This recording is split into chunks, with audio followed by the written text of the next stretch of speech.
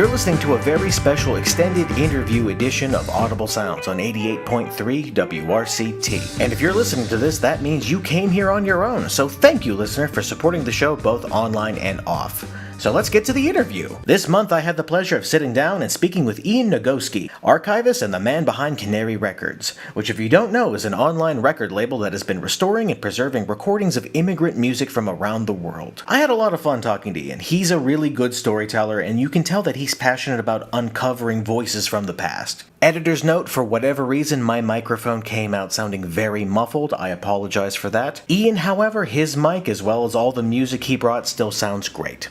Here is my interview with Ian Nagoski.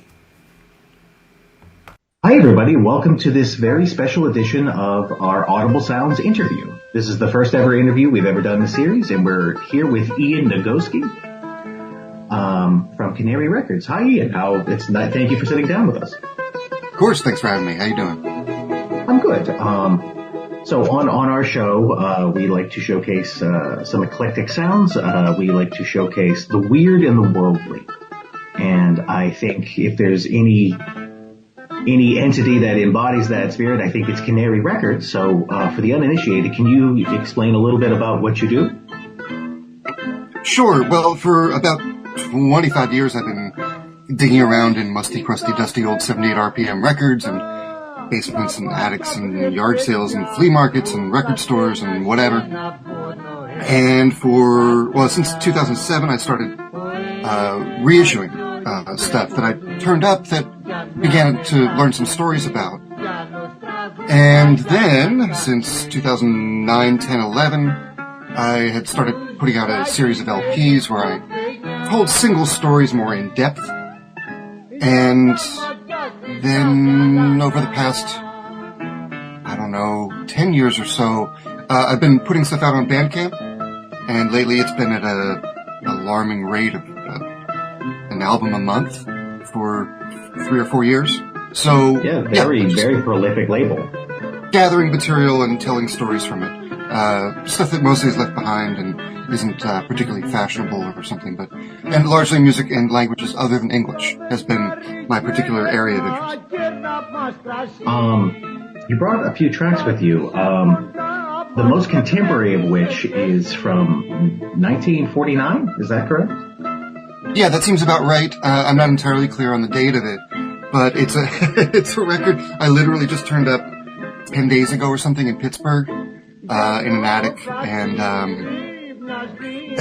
put out on a compilation record that at the time of this recording came out 9 hours ago, I think it was. Very nice. And it's a Hawaiian record, which is it was made in Hawaii, pressed in Hawaii, in the English language, but by a Hawaiian woman whose stage name was Naughty Abby. Naughty Abby was from a place called Libbyville on Oahu. Libbyville was it's gone now because it was just a town that was owned by the Libby Fruit Company. I don't know. When it says Libby's on the label, you're gonna love it on your table, was the ad that I grew up listening to on the TV. And, they were, pineapple canners. So, canned pineapple and pineapple juice. Anyway, so her family were all workers in the pineapple cannery. This song she didn't write, but refers explicitly to, how much it sucked working at a pineapple cannery, and how exploited people were, and how people at the time were wishing to become a state of the United States. In fact, the record was released on a label called 49th State Records. In 1959, Hawaii became the 50th state. So the eponymous wish of the label itself didn't really come true. And made the label inaccurate. Right, exactly. And the label went out of business right about that time anyway. So, apropos. They put out a lot of really good records very fast. 20 records a month for 10 years or something. So you found this in Pittsburgh. I had missed you at the government center. Have you done anything like this in the past here in Pittsburgh? Because I was actually super bummed when I missed you. because we don't really typically get lectures like this. Yeah. I've been to Pittsburgh lots of times. My oldest and dearest friend is there. And I've wound up coming and speaking at Carnegie Mellon, St. John's Croatian Church, the Center for Postnatural History, bunch of places. So I usually make it out once every year or two. I love Pittsburgh and would live there if I could. Nice.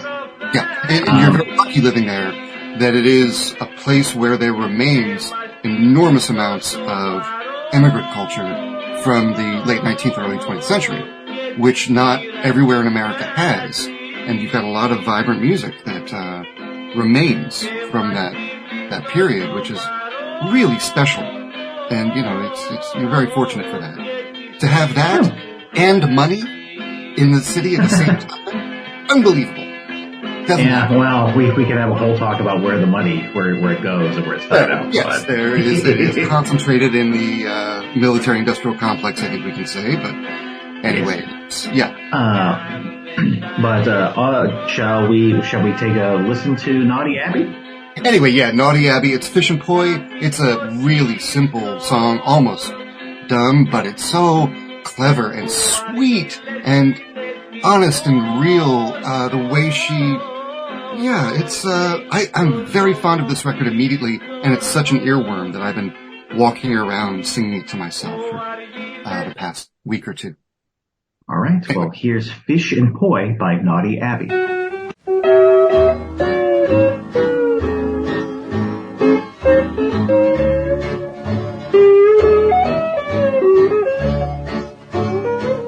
Mama, don't scold me.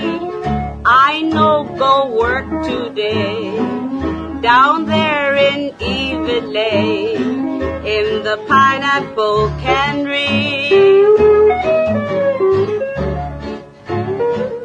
Mama, don't scold me. I bring a lei for you. I sing all day for you the songs of Hawaii. Fish and poi, all I need is fish and poi. Sunshine free, Waikiki, no care tomorrow. Sister Belle, dress up swell, dance the hula in a big hotel. Shake this way, shake that way, no care tomorrow. Mama, don't scold her. Someday she catch a boy. She bring him fish and poi at the pineapple cannery.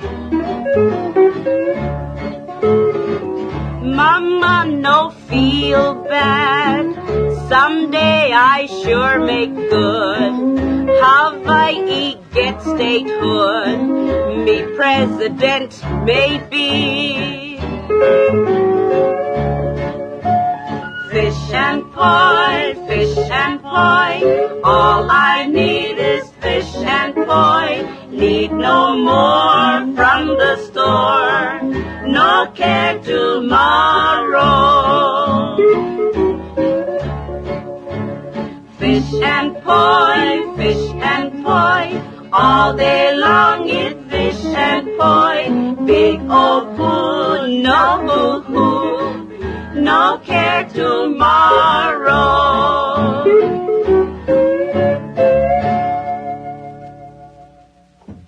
All right, and that was Fish and Poi by Naughty Abbey. That's such a fascinating snapshot of history for me, because the line about bringing fish and poi to her future husband at the canning factory. Yeah. And then the line about statehood and then being president one day. Right. And this is before Hawaii was even a state. Right, it was a territory, and the monarchy of Hawaii had only just been overthrown, in living memory, less than 50 years earlier, by agents supported by the United States government, for which the U.S. government, Bill Clinton, formally apologized in 1993. Yeah, so it's loaded with some political commentary and a lot of history inside of this like nursery rhyme, little sweet country song, you know? Yes, very much so. It's just kind of adorable, you know? And these are the kinds of things you turn up when you go looking around and picking up random things. You just don't know what they are, putting the needle on them and listening to them. You know, there's all kinds of great stuff out there. Can I ask you, how did you get your start doing this specifically? Is it just being an audiophile, or what was the first record that made you take a deeper look at things like this? Well, I'd always been a record person since I was 10, 11, 12, 13 years old, something like that. I'd been accumulating cassettes en masse as a kid and studying the musicians I was interested in the 80s. And I guess I was in my late teens, 17, 18 years old, when one day I spent a lot of time in thrift stores and flea markets when I was a kid growing up. We were broke, and my dad was an art history major who didn't want to work but wanted to have nice things. So he would use his eye. Don't we all? Yeah. Right. Yeah. You know. So he thought that just by using his eye, his particular sensibility, he could look at junk and find stuff that rich people had thrown away that other people wouldn't notice. So he filled up our house full of the cast-offs of rich folks that he bought for almost no money. Anyway, so that's why I grew up in these situations. And one day I was at a flea market in Newcastle, Delaware, near where I grew up, and a guy had boxes and boxes and boxes of 78s laid out in the sun in milk crates, and I just started digging through them. I looked at every single one. I had the time, I had the interest, and I just looked at the labels, all of them, and I picked out 3 out of all those hundreds that day. One was a Japanese record that had been made in Hawaii in the 1930s, as a matter of fact, which turned out to be a waltz time 12-bar blues, which had a lyric sheet included in it and said that it was a song about missing home, about yearning for home and being forced to go away. A song about, being in Korea. Song of Ariane. So anyway, that was 10 cents. And then there was a song by the Jewish equivalent of the Andrews Sisters, who were called the Bagelman Sisters. It was in Yiddish, and I had no idea what it was, and sort of went like, oh, that's kind of interesting. And then there was a record by the Carter family, the Cowboys' Lonesome Song to His Herd, on Montgomery Ward Records. And anyway, they were 10 cents a piece. Took him up to the guy, he looked at him and said, Bagelman Sisters, you going to listen to that? I said, yes, I am. I bought a little classroom record player for $10, Caliphone record player, and took him home, listened to him, went like, I have no idea what this is that I'm listening to. This is really interesting. I don't think I know anybody who knows what these records are. All of my teachers, everybody in my family, anybody who thinks they're smart doesn't know what these are in my life. So that kind of gives me a thing to learn about and a thing that's special and a new way of looking at the world. And I just started making it a habit that whenever I would see records in languages other than English, I just made a rule for myself that if they were cheap, I would just buy it. So you'd be driving along, there's a yard sale, there's a box of 78s, they're all in Russian. You ask, how much for the box? $5. You buy the box, take them home, listen to them. And they're mostly not going to be very good. They're mostly bad. Most records are bad. They're not, they don't have the thing you want immediately. Let's put it that way. Or they're made by people who are show-offs or trying to get famous or trying to get, recognition, all those motivations people have for making music. But once in a while you put a needle on one and you realize whoever made this record really has something to say and is really trying to get across something about their life and something about the way they see the world. And you can hear that in their voice. And that's what I began to live for, was, how much of that can I get my hands on? So, I started accumulating records, and now it's been 25 years listening. I don't keep a lot of stuff. but I sure do love listening to it. Nice. So that's actually a really lovely transition into the next song. Is it Zabele Panosian? Is that how you say that? Zabel Panosian.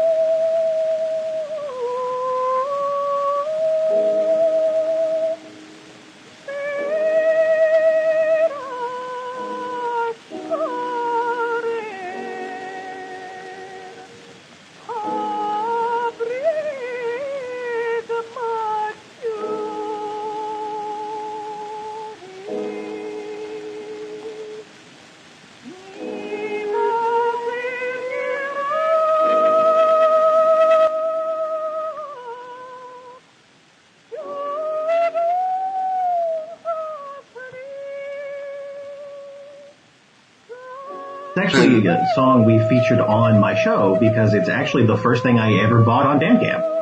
Oh, okay. Yeah. I'd been a Bandcamp lurker for a handful of years just to get free music because I was a young bum with no money. But this was featured on the Bandcamp Daily recommended. And I don't know why, but it was just so, it stood out to me and I listened to it from start to finish. And that was the thing that made me make a purchase on Bandcamp. And then I started purchasing all my music there. So I guess thank you for that one. All right. Well, I'm glad that worked out then. It has been a hit. It has been a record that I've seen a lot of people react to. And it's a record that matters to me enormously over time. And it's a record that I encountered cold, kind of like you did, as a matter of fact. I'll tell you the story of how I first heard it, which is that I'd gotten interested in recordings in particular made by immigrants to the U.S. from what had been the Ottoman Empire. Records made in the U.S. in the 19-teens, 20s, 30s, 40s, 50s, in Turkish, Greek, Arabic, Armenian. And I met was introduced to a guy named Leo Sarkeesian about 10 years ago, who was 93 years old at the time. And Leo was getting rid of some of his stuff. He was just retiring as a broadcaster, had been hired in 1963 by Edward R. Murrow at the Voice of America, and was just retiring, 93 years old. And Leo knew that I cared about the music. And he said, "Do you want the 78s?" And I said, I would really love that, thank you. He gave me his records, and I took them home, and I listened to them. And one of them was an orange label Columbia that was cracked. And when I put the needle on it, the first thing I heard was piano and strings, which was a bummer, because that's not what you want when you put a needle on a record. You don't want middle-class, aspiring music and values. You know, you want the inherited aesthetic among 78 collectors is you want down home, funky, real, like authentic music, right? This is like through the filter of like middle class value. You know, not really what I wanted. But then her voice starts and I go, oh wow, that's pretty. Well, you can really sing. I like you. Okay, good. And then she does this thing with her voice and it just nailed me to the wall. Could not believe it. And just felt like I was suspended in time and space. And the record ends, I picked up the needle and I put it back down at the beginning and it did it again. It just killed me. And I thought, okay, now I need to know everything about you, right? I was working on a project at the time about this immigrant group and their listenership in the U.S. And I included this record on it in 2011. And at the time I came up with 2 sentences of biography about the woman who made it. It was in her mid-20s and a mother, at the time she made it, 1917. And then I got contacted by a couple of guys over the years, Harry Kazelian and Harut Arakelian. Harry's in Michigan, Harut's in LA area, Southern California. And they were interested in what I was doing with this stuff, and they started doing research, and we started sharing research back and forth, to the point that ultimately, last year we were able to publish an entire book about Zabel and her life. We've really been able to make her stand up and walk around among us, and she's become so important to us. And we found out that multiple takes of her little tiny discography circulate. So she only recorded 11 songs in about a year and a half, 1917, 1918. We've turned up 26 separate takes that circulate. So, yeah, when you bought the Zabel record, I don't know how many tracks there were on it, maybe only 6 or something when I first launched it. I've probably added 20 more tracks since whatever that was, 2016 or something. Yeah. The price has gone up a little bit too. I think it was originally $2 and I think now it's $7. So I love Zabel Pinozi. What is it about her that's so compelling to you? One of the things that I think is going on with her is that she, at the time, was learning to hear in 2 ways. She was from a town of 10,000 people in present-day northern Turkey, a place called Bardizag, about 80 miles due east from Istanbul, Constantinople. And what she's singing is a very, very old song. It was already 300 years old when she recorded it. It's a song that lots of people know. Her version of it, her melody, is specific to the region where she grew up.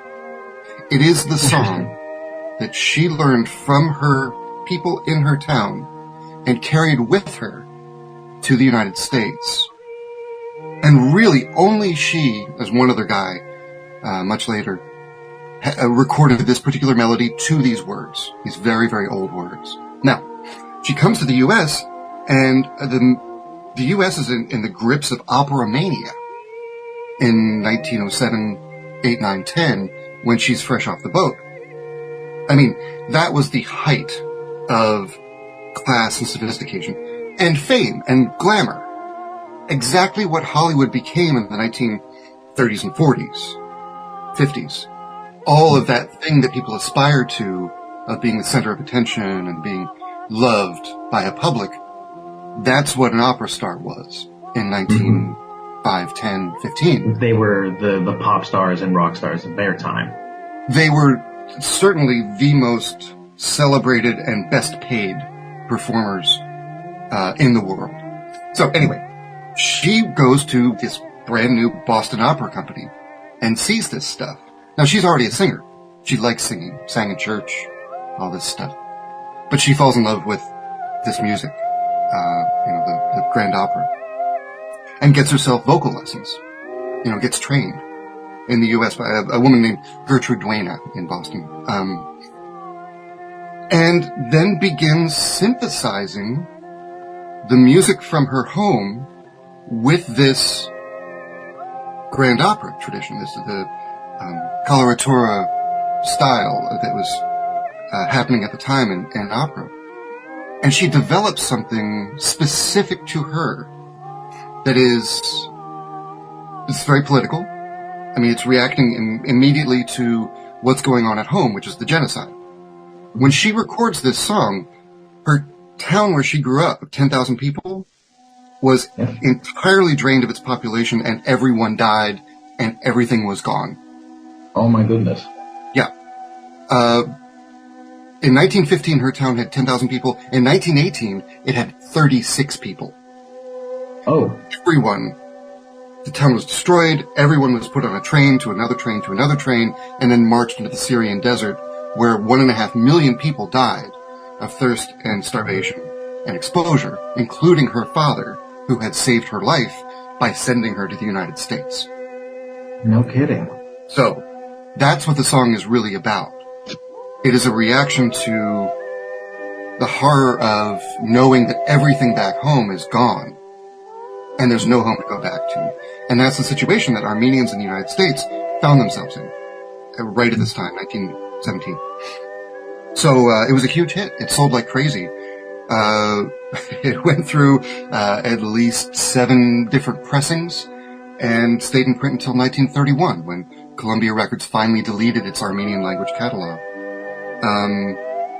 It's an extraordinary record, and what's amazing is that she had been so completely forgotten. She was the voice of a generation. She and another guy, a tenor who she worked with sometimes, named Armenag Shamaradian. Shamaradian was somewhat remembered.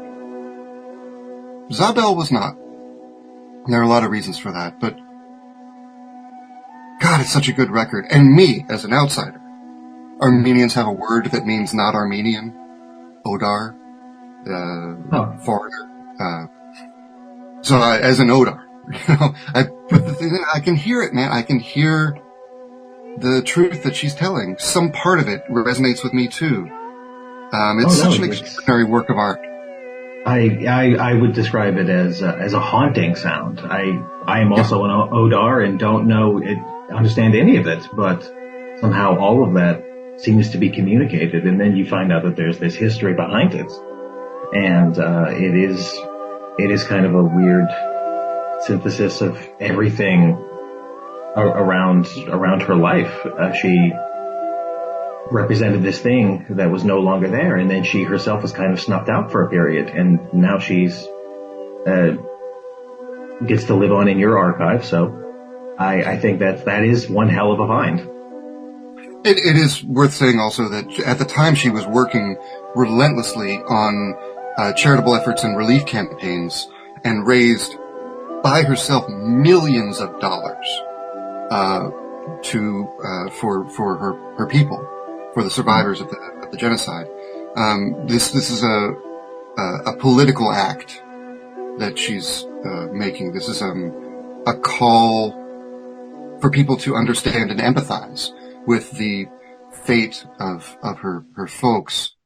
It wound up a bit complicated because Armenians for decades were defined by their victimhood, which kind of bit Zabel on the ass a little bit. Later in her career, the business of being Armenian became more complicated later on.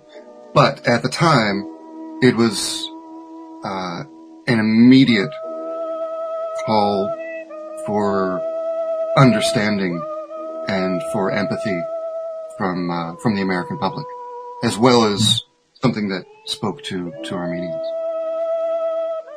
Fascinating. All right, let's transition to something a little lighter. I wanted to talk about Charles Kellogg and the Bird Chorus.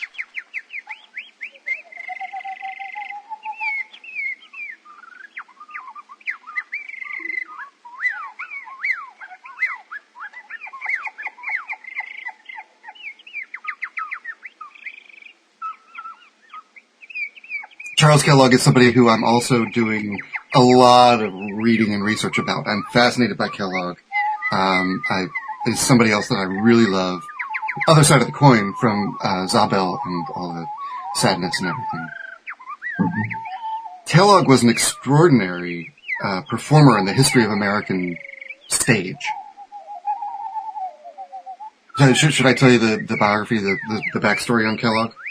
Oh, please. Yeah. Okay. So the deal with Kellogg is that he was born in the middle of the 19th century in a town in the Sierra Nevada mountains that was a gold mining town. His father sold provisions to gold miners in Northern California there. And his mother left the family when he was about 3. And he spent several years of his childhood out in the woods by himself, basically. Hanging out, looking at the animals and the trees and stuff. And he learned to do a thing while he was out there as a little kid, which was to imitate the animals, to talk back to them by using his throat, by forcing air up through his throat and out through his nose and mouth. So he could imitate birds, not by whistling with your, like, the way you whistle with your lips puckered, but actually by blowing air through his nose with his mouth closed. It was a funny thing. Anyway, his father got a little bit worried about him being out in the woods all the time and sent him off to school in Syracuse to live with family. He graduates college and becomes like a kind of proper Yankee, really. Learns to build fireplaces and do woodworking and that kind of handy masculine stuff. But, you know, he's a college boy. And right out of college, he starts doing performances in a circuit, what's called a Chautauqua, which is like it was like the upper class version of vaudeville, where people would do sort of like edutainment. You know, people would feel good about themselves, like listening to one of these, like, you know, fancy podcasts or so, the kind of thing where you're pleased with yourself for learning something, right? So, I was going to say, who would possibly be smart enough to... A little bit like this, maybe. Right. Yeah, I know.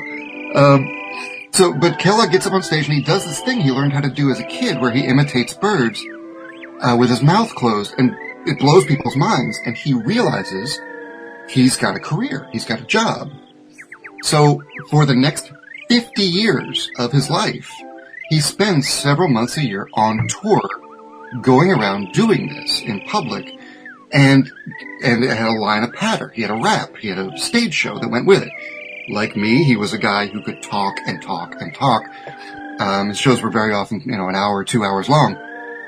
But he would come out dressed as a woodsman and give you this whole spiel about a core set of things that he loved. He loved the woods, nature.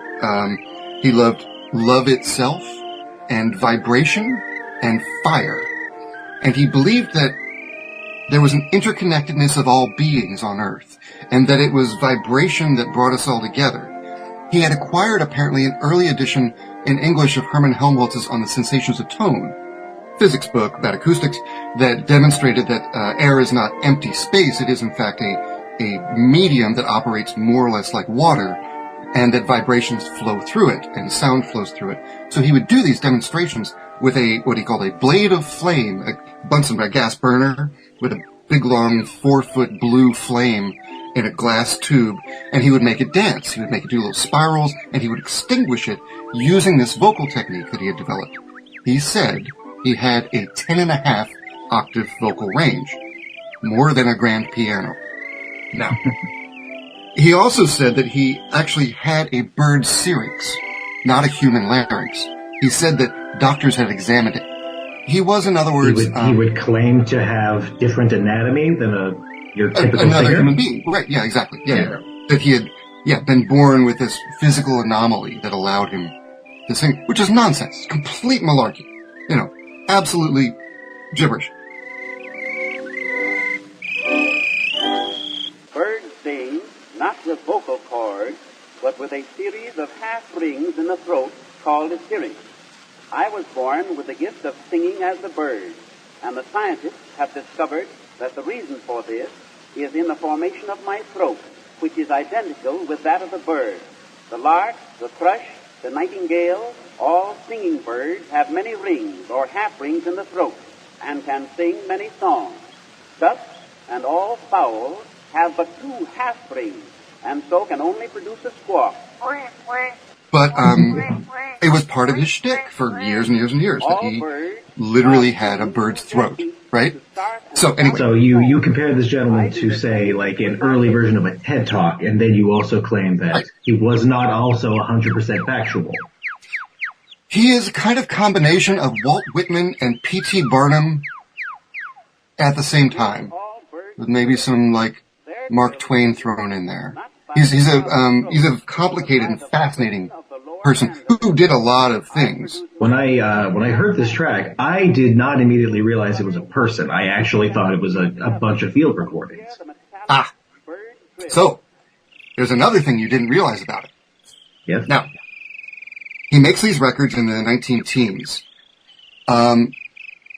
They're basically divided into 2 categories. One is like a pop song, like a light classical kind of ditty, where he does the bird imitation over top as if the bird is singing the melody, right?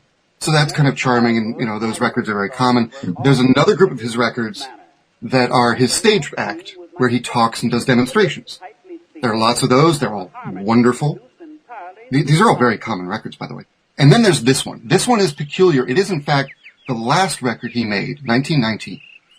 And what it is an extension of a part of his stage act that he developed, where he would go to a town, he would borrow 6 or 7 Victrolas from a local store, and he would have with him pressings of himself doing bird imitations, and he would start playing all of them and then do it along, so that you would get the effect of, he said, you know, being in a forest and surrounded by bird songs. You know, this overwhelming bird song thing. 1919, he goes into the recording studio at Victor Records in Camden, New Jersey. He makes a record of himself doing a bird imitation thing, very carefully planned, plays that record back while he does another very carefully planned take of himself doing bird imitation. It is, in fact, the first ever instance of overdubbing made on a record. That's the earliest example of overdubbing, is a gentleman pretending to be several birds? Yes. Charles Kellogg invented overdubbing on record in 1919, decades before Les Paul. That's fantastic. And that's what this record is. It is Charles Kellogg doing 2 takes of bird imitation that are so carefully planned and densely woven that you really can't tell how many takes there are, or how it would have even occurred. But no one would know that looking at the label and putting the needle on it.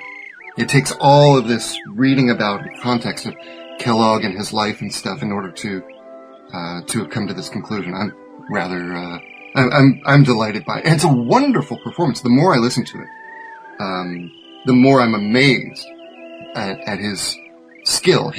There were lots of bird imitators during the early 20th century. It was a genre. It was a thing, which I'm interested in, generally. But Kellogg, I mean, there's just nobody like him. He's just the best in a league of his own. Yeah, that's fantastic. So let me ask you this, Ian. When you're going through records, when you're looking for music, when you're discovering music, how much, like you've talked about coming to Pittsburgh a lot. Do you have like regular stopping grounds? Is there, where are all the rich veins for anybody who might be interested? Oh, geez, I don't know. The most important thing has always been asking around or looking at what's available on, like, I guess Facebook Marketplace now. I look at eBay every day, basically, just to see, like, what's there. In Pittsburgh, there was, of course, Jerry's Records. Mm-hmm. Dearly departed, wonderful place. Now, Jerry's had an adjunct room, I don't know if you know, Whistling Willie's, which was all 78s. And Willie had all these great records, man. And I used to every time I came to Pittsburgh, I would always go to Willie's. First time I ever walked in there, I'm like straight into the bins, and, somebody came right over to me with a beer and an ashtray and said, feel free to have a beer and smoke a cigarette. And I just thought, like, I am in heaven. This is magic.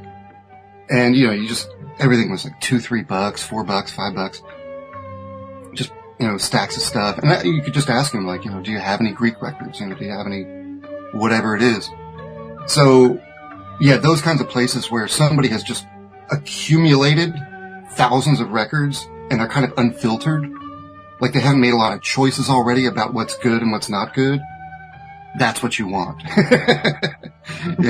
Where you can really look at what there is and make decisions for yourself. That's the really fun part. So when I was in Pittsburgh just last week, Willie's still got all his stuff in a warehouse, and called him up and let me come over, and blessing on his head.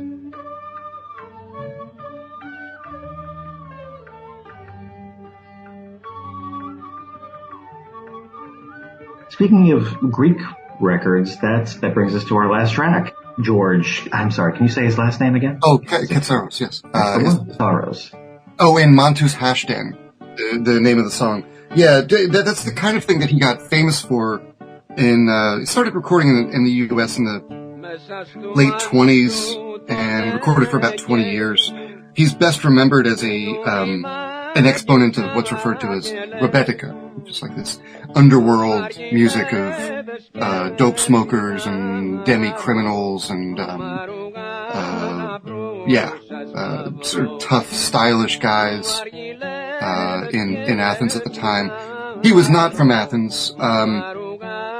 He didn't go to Athens until he was way old, like in his 90s. He was celebrated and brought over as a great kind of cultural figure of the Greek people. But that's partially because he lied about himself so relentlessly, it turns out. In fact, he claimed to be 10 years older than he was. He claimed to be from an island. He was not. He was from the northern part of the country, Thessaly. He made all kinds of claims later in life about who he was and what he'd done. He said he toured, all of Africa and Australia and all these places. He never did any of that. It's nonsense. He did a lot into those 10 years he gave himself. Yeah, right, exactly. It's not 100% clear why he lied so much, except one thing I know for sure is that he had a family. He had a wife and several kids whom he abandoned in the late 40s, early 50s, went to Boston, worked in a nightclub there, a belly dance club, made a lot of money, was certainly involved in some, like, gangster mobster types were part of the scene in these clubs. That's so fascinating, because you wouldn't listen to this and think, wow, this is gangster music at the time. These are what all the kind of macho, aspiring would-be gangsters would be making or listening to.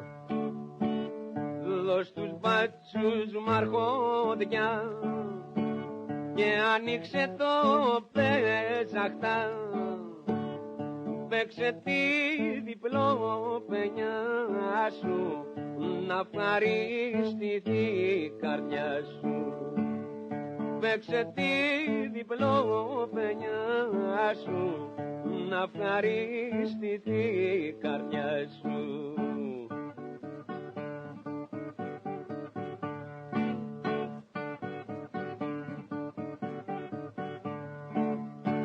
Γεια σου βρε μάνθο μου τερβίσει, ποτέ και σου δεν θα σβήσει. Γέμωσε μας το λουλά σου και παίξε μας το βάκλαμα σου.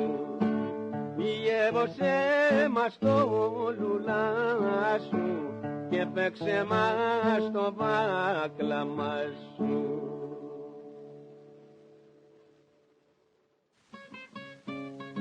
It's kind of that sort of thing. It is a first-person account of actually hanging out at what was called a teke, which was a hash den. It was a place where people go smoke dope, which was, along with gambling and hanging out with belly dancers and stuff. That was very much part of Katsaros' life. That's what he liked doing, and was good at. He had the style. He had this like really great sort of shock of kinky hair that he was very proud of his whole life. But he was a great songwriter. I mean, really, like Jimmy Rogers, Hank Williams level songwriter, which is a new thing in music during the 1920s. People are still very much playing folk music that is compiled from different floating verses. You know, they're just patching verses.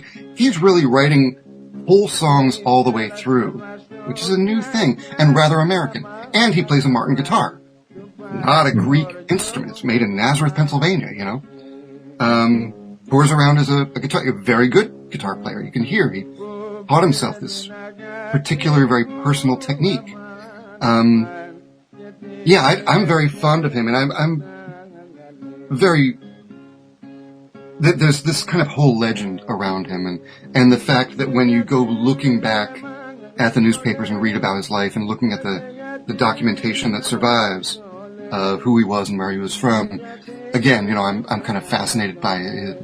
A little bit like Charles Kellogg, his auto-mythologizing, because the fact that he's such a liar. That adds to a lot of the appeal for a lot of these people. Is that, would you say that's why, this is just me speculating, is that why someone like Kellogg would survive versus in the entire genre of music they belong to is kind of been forgotten?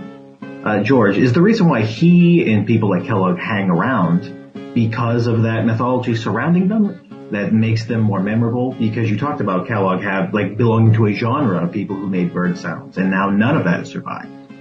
They're different cases. Although there might be a relationship, I would say that bird imitation doesn't really work on records. You have to see it in person, because there's something about records where they disassociate you from the experience of the performer, right? I mean, this is a thing in the early days of gramophone records that was wonderful to people was, you know, here's a piece of furniture, and you put a record in it, and there's the sound of a human being singing or playing or doing something right in your room, when if your eyes are to be believed, there's no one there. And yet you can hear them. Human beings had been trained, you know, had evolved for 100,000 years to associate a sound with something making the sound. That's what your ears are for. Your ears are there so that when you hear a bear coming up behind you, you know which way to run. And it so happens your ears are also the thing that keep you upright, you know, from falling over while you're running. They are there explicitly to locate you in space. That's what your ears are for. So the thing of having somebody come out on stage and a bird song coming out of them is a similarly dissociative experience. But when you put it on a record, it cancels out that dissociation, and it's you know, like you said, when you first heard it, you didn't even know it was a person, right? So you kind of lose that level of wonder. And for that reason, bird imitation has kind of, I think, faded out as a thing. There's another level to it as well, which is that at the time it was a lot of women were involved in bird imitation, which was an overtly political thing. It was a new thing. A whistling woman and a crowing hen never will come to any good end. Women were forbidden from whistling in public for more than 100 years in the United States, and they began doing it in parallel with the suffragists. It was a small act of feminism. Anyway, so that's no longer particularly relevant or comprehensible to people. But anyway, so the bird imitation thing kind of goes away. Also, people are less interested in, or the way that people express their connectedness to nature takes the form of consumerism. Like you go and you buy natural food, right? And that's your way of feeling connected to the earth. Or you go camping, which, by the way, was another way that Charles Kellogg made his living, was he built and ran a camp so that people could go out in nature and feel connected to nature. He was an innovator in that whole business of going out from the city into nature and feeling more connected to it. So, people, the way they get connected to the idea of nature and the planet tends not to be to imitate animal sounds so much anymore. They do it in other ways. Right, okay. Then Katsaros, okay, the way that Katsaros is remembered among Greeks is, yes, partially due to the fact that he claimed to be 109 years old when he died, but he was actually 99, which is significant. Hey, that's still pretty impressive. Yeah. I find it interesting that he was lying up until his last days at 99. Oh, absolutely. Yeah. It has partially to do with that. It has partially to do with all these stories he told about himself that people believed because they wanted to, because they're such good stories. So there's a kind of, he survives as an idea among Greeks, but he does not survive so much in, popular, I would say, American culture, which has to do with the problem of immigrant musicians in the United States. We have consistently neglected the creative work of immigrants to the U.S.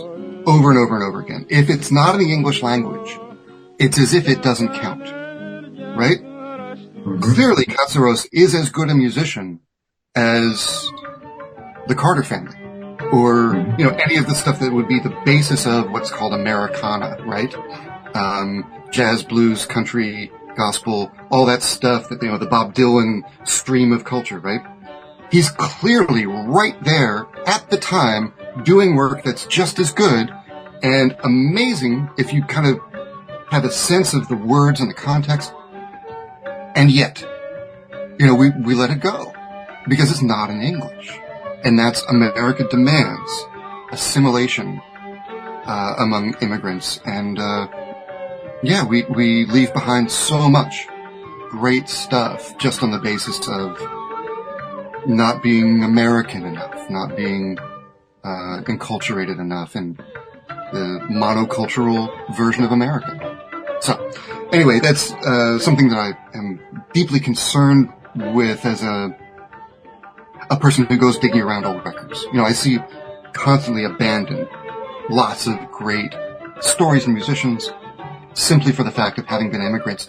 If they had stayed in their own countries and been able to make records there, they might be these big celebrated figures. But they came here where their legacy would not be appreciated. And on the other hand, by reintroducing this material to the culture, maybe it will help America understand something of what we've neglected or lost. And maybe it will help the language groups, the ethnicities of these people, to rediscover some things that, they might be interested in, that might have lasting value for them. Even if it comes through somebody who is an outsider. So, it's complicated. It sounds very complicated, but that's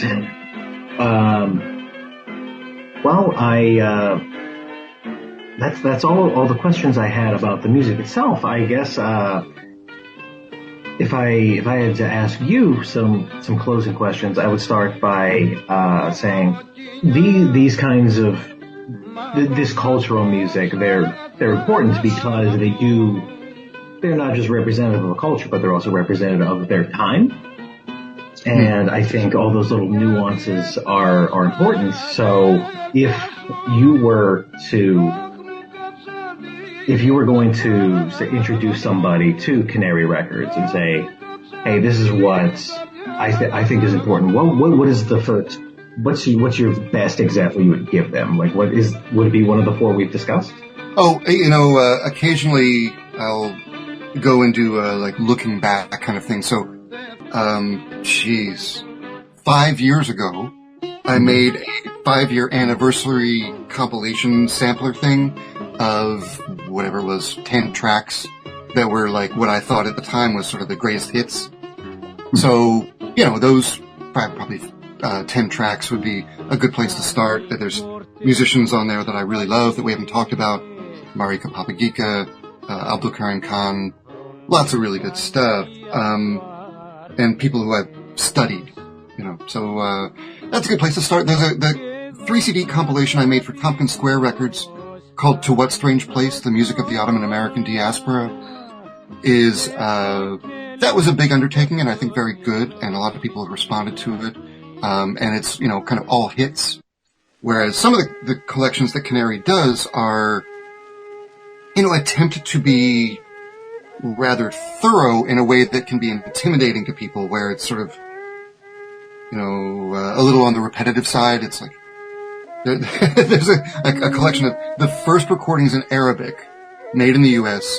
during the 19-teens. There's no editorial, curatorial, anything involved in the selection of that material. It's just anything I got my hands on. So it's like 2.5 hours of very old Arabic records made in New York City. And I'm sure nobody listens to that record. I believe in it as a collection and as a representation of an important story. But those kinds of things are different from other projects like To What Strange Place, which are more edited and curated and are more oriented toward grabbing people's attention, you see, for a broader audience. That was another question I had is when I assume when you're sifting through all of these old recordings, are there any tracks that you're like, I really want this, but it just can't be done? Are there any works of any artist or any type of music that has kind of eluded you that you wish you could kind of repurpose and? Yeah, tons. I mean, there's, some things are simply scarce, of course. There aren't many copies in circulation. And, you wouldn't find them the way that I go about looking for records cheaply in the United States. I have a dream about going to Java someday. My favorite music is Javanese, I suppose. India. There's so much music in India. There are lots of places, lots and lots and lots of places. And then, there's the price problem. Some records are just too expensive. You can't get a hold of them for that reason. And some records, there they are, but I don't have the smarts to be able to say anything meaningful about them. I just don't have it. So that you have to leave to somebody else to do, And thankfully there are lots of people who are approaching the material in a variety of ways. And, so there's work being done, and it's fun to experience. I like being able to contribute what I can from my little angle here in my basement in Baltimore to that larger process and being part of the continuum, the stream of music that has been flowing for 100,000 years and will flow for as long as there are people, which may not be another 100,000. Oh. I was about to say, well, that's a good note to leave on, and never mind.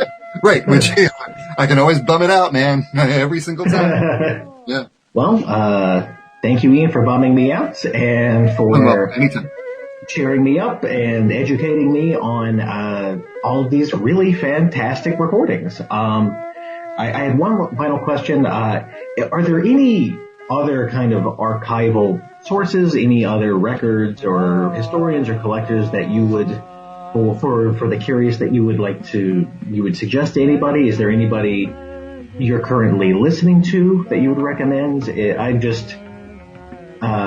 We're all about just sharing interesting gems here. So if you have anything that's been on your mind, you feel free to talk about it. Put me on the spot. It's the thing of like, who are your influences? And then, you can't name everybody and you feel like you're going to leave somebody out. And what if they hear it and then they'll be offended? Anyway, there's so much, that I'm grateful to have learned from people who have been involved in a similar process and other people who are, doing similar projects. Right off the top of my head, there's a guy in Los Angeles named Jonathan Ward who's a very serious archivist in a way that I have never been and never will be, who has had a blog called Excavated Shellac for more than a decade, which is wonderful.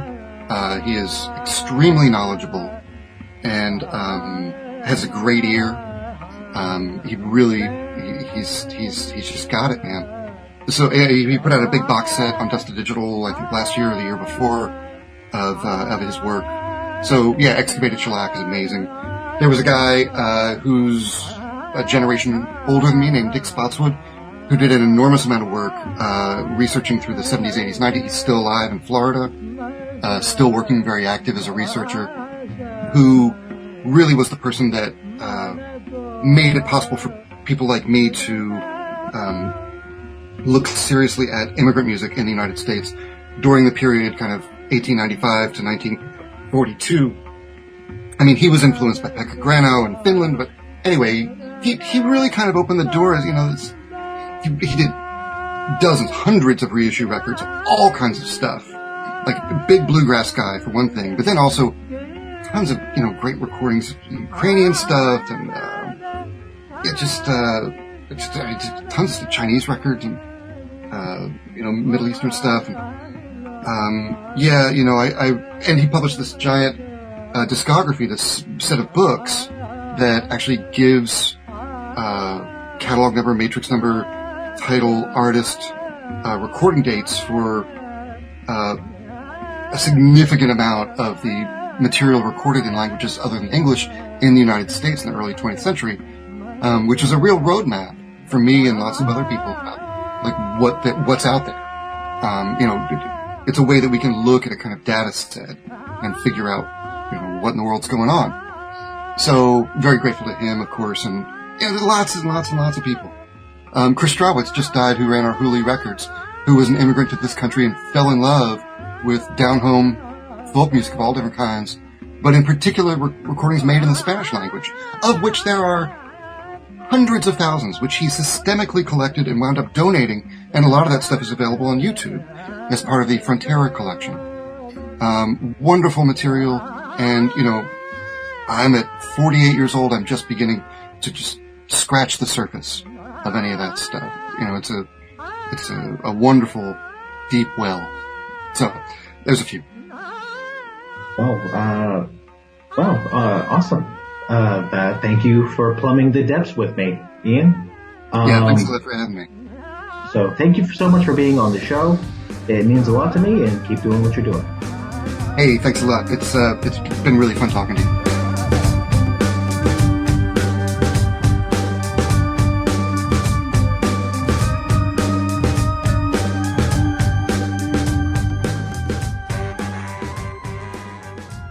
And that was my interview with Ian Nagoski. Thank you again to Ian for coming on the show and sharing all of your knowledge and passion with us today. All the tracks we covered can be found at Canary Records on Bandcamp, as well as all the music that was playing in the background. Our tracks covered today have been Fish and Poi by Naughty Abbey, Grounge by Zabel Panosian, Bird Chorus by Charles Kellogg, and Manthu's Hashden by George Castaros. Thank you all so much for listening to this Audible interview.